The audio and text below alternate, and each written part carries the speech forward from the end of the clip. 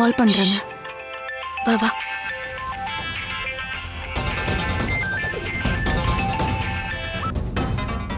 சொல்லுங்க சித்தி.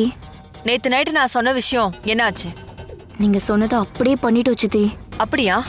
ஆமாத்த, அவ என்னமோ நகைய குடுக்கற மனநிலைமையில தான் வந்தா.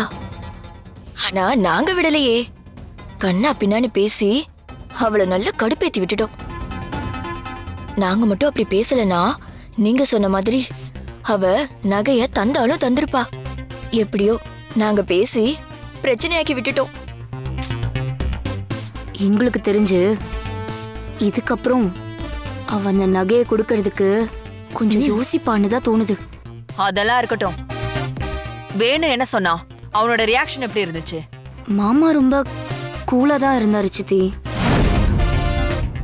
ஆமாத்த, அவ அதெல்லாம் பெருசா எடுத்துக்கவே இல்ல. குளிச்சிட்டு வரேன், நகை எடுத்து வைப்பவின்னு சொல்லிட்டு போயிட்டே இருந்துட்டான். அப்படின்னா வேணு அவன் மேல கோவமே படலையா? இல்ல சித்தி. வேணுக்கு அவன் மேல கோவம் வந்தாதானே நாம எதிர்பார்த்தது நடக்கும்.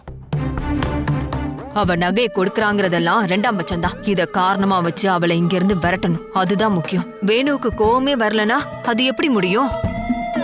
புரிஞ்சிருச்சு.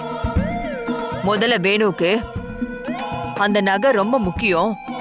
அது இருந்தாதான் இந்த டீலே நடக்குங்கிற ஒரு கட்டாயமே வரும். அது இல்லாததுனால அவன் ரொம்ப அசால்ட்டா இருக்கான். அப்படி இருந்தானா நாம நினைக்கிறது நடக்காது. முதல்ல அவனுக்கு அந்த பிரஷரை உண்டாக்கணும். அது எப்படி சித்தி முடியும்? அத நான் பாத்துக்கறேன். நீங்க இதே மாதிரி அந்த நகை விஷயத்துல வீட்ல பிரச்சனை பண்ணிக்கிட்டே இருங்க, அது போதும். சரிங்க அத்தை. சரி வைங்க, நான் அப்புறமா கூப்பிடுறேன்.